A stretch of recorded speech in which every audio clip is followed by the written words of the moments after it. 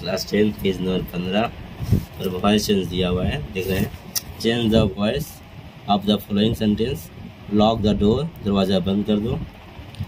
Asim knows, Asim जानता है कि सोल्यूशन टू दिस प्रॉब्लम, इस समस्या का समाधान आसिम जानता है। I had written a letter, मैंने एक खत लिखा था, मैं लिख चुका था। तीनों का चेंज करना है और साथ ही हम लोग समझेंगे कि वॉइस चेंज होता कैसे है। ये तीनों का तीनों जो देख रहे हैं आप पैसिव वॉइस है। क्यों? क्योंकि यहाँ पर सब्जेक्ट देखिए करने वाला, लॉक द डोर, दरवाज़ा बंद करो, ऐसे कहा गया है। ये कौन सा वाक्य है? ये आपका ऑर्डर वाला को हम लोग बोलते हैं इम्परेटिव सेंटेंस। कौन सा है? Imperative sentence. 5 तरह का वाक्य होता है इम्परेटिव सेंटेंस। ये सब्जेक्ट आगे है, इसमें सब्जेक्ट ये एडजेक्टिव सेंटेंस है। क्या है?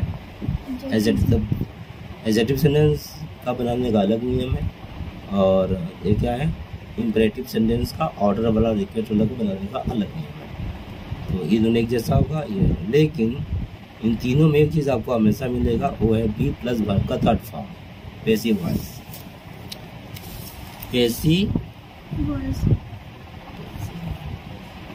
पैसिव वॉइस देखिए ना, ये आपको दिया था आपको। अच्छा, पैसिव वॉइस क्या है?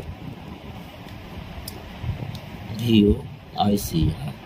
पैसिव वॉइस का हमेशा याद रखेंगे बी प्लस वर्ब का थर्ड फॉर्म, ये passive voice, be plus verb का थर्ड फॉर्म, बस बी प्लस वर्ब का थर्ड फॉर्म, इसको याद रखना है, यही है। और लेकिन यहाँ थर्ड फॉर्म में तो कोई बात नहीं है, जैसे कि गो का गो वेंट गॉन होगा, बी का अलग अलग होगा, जैसे मैं बताऊँ, यही याद रखना। जैसे अगर आपको ये याद रहेगा आप कोई भी चेंज कर लीजिएगा, जैसे फर्स्ट फॉर्म, वर्ब का second form, third form, fourth form, एक और मैं लिख रहा हूँ fifth form. First second third किताब में मिलता है आपको, मैं बस लिख रहा हूँ सुविधा के लिए आपको। जैसे कि गो और गोज हो गया, बहुजन रहेगा तो बोलेंगे गो, एक जन रहेगा तो बोलेंगे गोज। जैसे कि इसका हिंदी होता है जाता है, ये जाते हैं, हो गया। है के लिए इस आर नहीं लिखते अलग से, गो माने ही जाते हैं, वे लोग जाते हैं तो दे गो, हो गया। और वह जाती है, सी गोज, अच्छा वह जाता है, ही गोज, हो गया। ये हुआ फर्स्ट फॉर्म। यहाँ पे याद रखेंगे गो जो है आई यू के साथ भी लगता है, मैं जाता हूँ, आप जाते हो, ठीक है। सेकंड फॉर्म, सेकंड फॉर्म में क्या होता है? इन गो और गोज का सेकंड फॉर्म होता है वेंट, यह अकेला होता है, एक वचन बहुवचन सबके लिए वेंट लगता है। मैं गया, आई वेंट, आप गए, यू वेंट, हम लोग गए, वी वेंट, सबके लिए वही होगा। इसका हिंदी गया, गए या जाता था, ठीक है।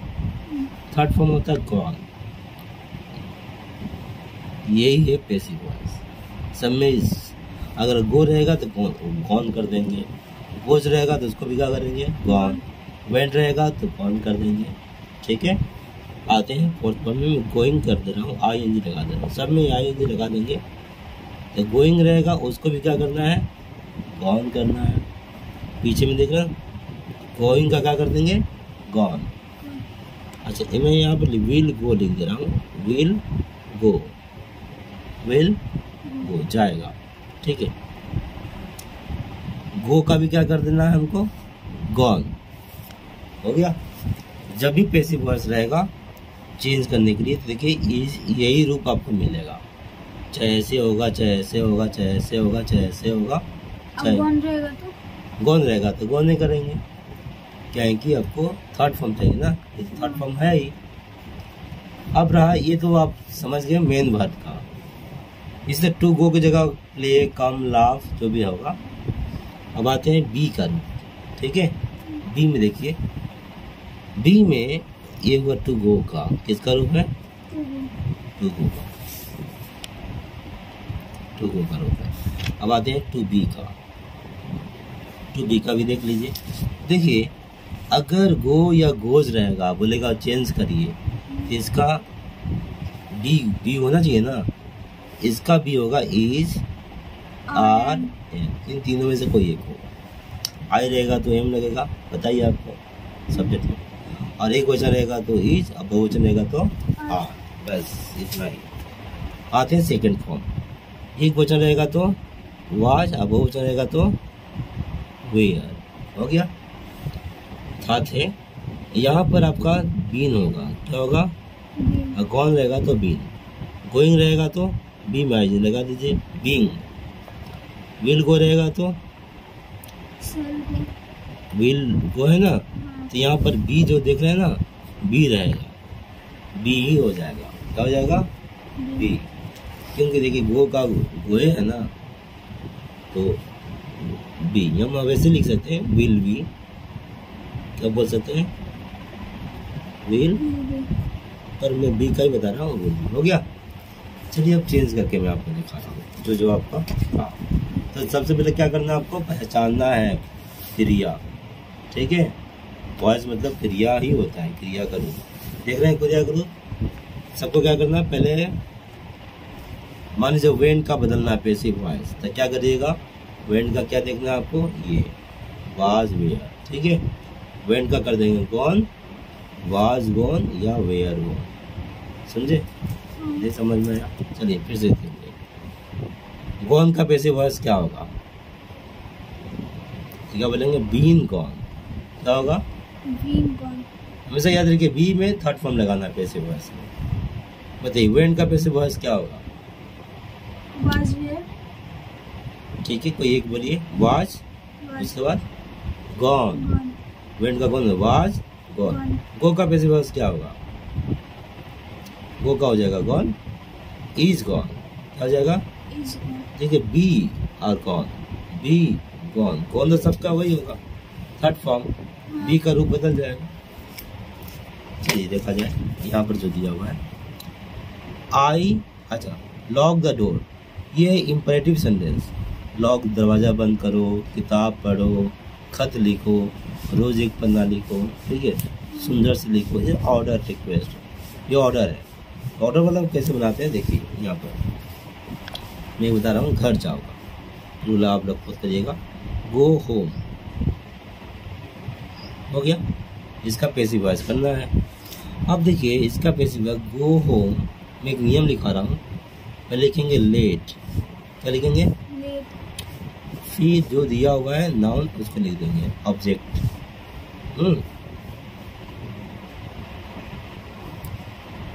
हो गया। फिर बी लिखेंगे, अब वर्ब का थर्ड फॉर्म, ये तो पैसिव वॉइस है, बी प्लस वर्ब का, बस लिख देंगे।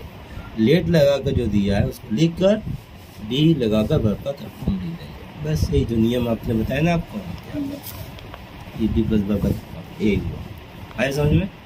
तो चलिए गो होम का बैठाइए, क्या बोलेंगे, let home, be third form बताइए, गॉन, बस आंसर क्या हो जाएगा, ये लिख दो, लेट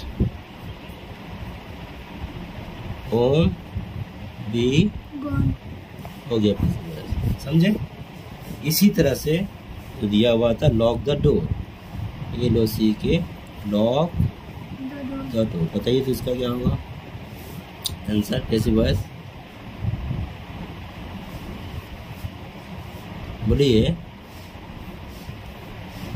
इसका प्रयोग करेंगे ना, इसी तरह यही नियम से तो होगा, बोलिए क्या होगा, हाँ, let lock the door, the door, be locked,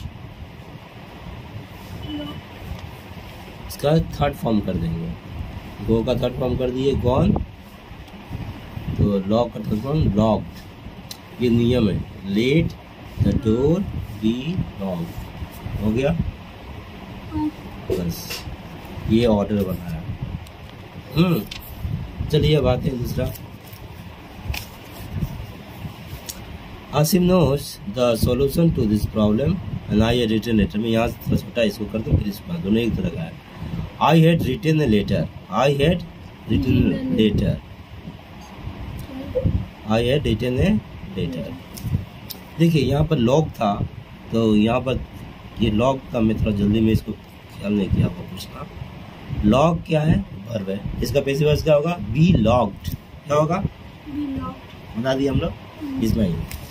I had written a letter, I had written a letter to written. Written कौन सा फॉर्म है?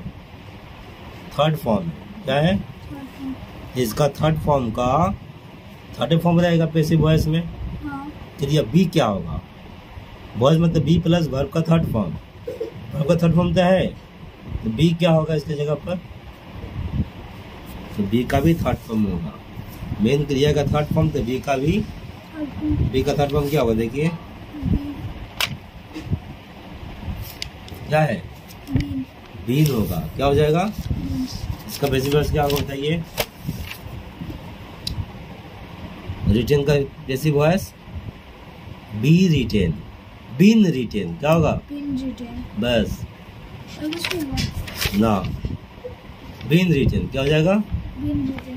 और कुछ नहीं होगा। अब खाली सजाना है। ये लेटर सामने आ जाएगा, बाई मी पीछे हो जाएगा। आई का बाई मी, ये लेटर क्या होगा? सामने हो जाएगा, ये बड़ा हो जाएगा। ये लेटर आई पीछे हो जाएगा, बाई मी। बाई लगा कर लिख देंगे, बाई मी। हेड का हेड रहेगा और यहाँ बीन रिटन हो जाएगा। देखिए मैं आपको दिखा दूँ। आई हैड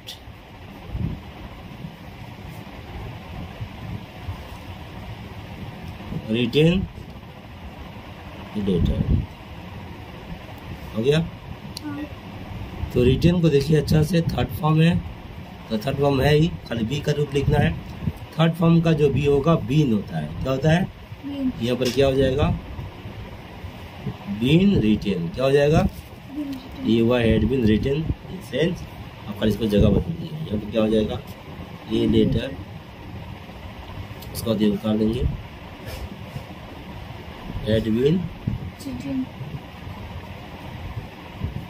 लिखेंगे बाई लगा कर लिख देंगे, बाई मी। आ गया? हाँ। Letter had been written by me, change हो गया। समझे? एक चीज यहाँ पर है, ये जो रिटन है ना, हाँ। इस जगह पर अगर नो आता है, know know knew known known, नॉन के बाद बाई नहीं लगता है। क्या लगता है? बाई नहीं लगता। टू लगता है, बाई नहीं लगता। क्या लगता है? तब चलिए इसको हम चेंज कर रहे हैं।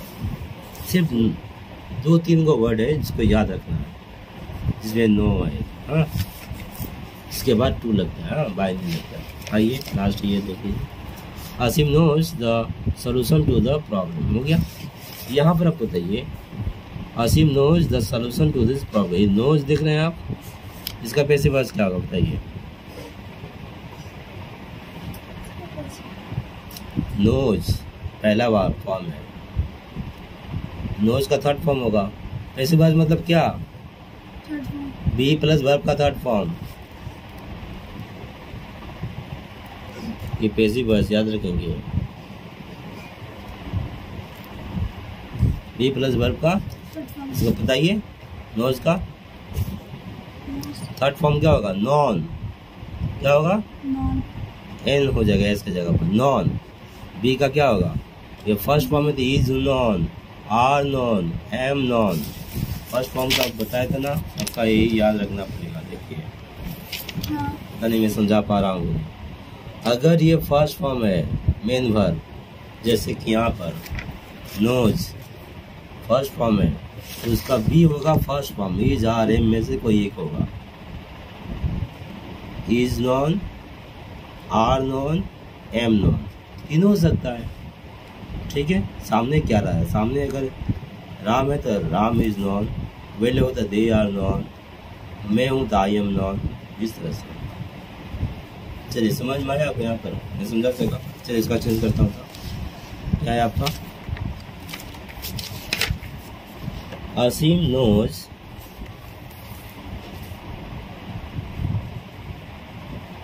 आसिम जानता है द सॉल्यूशन समाधान to this problem, to this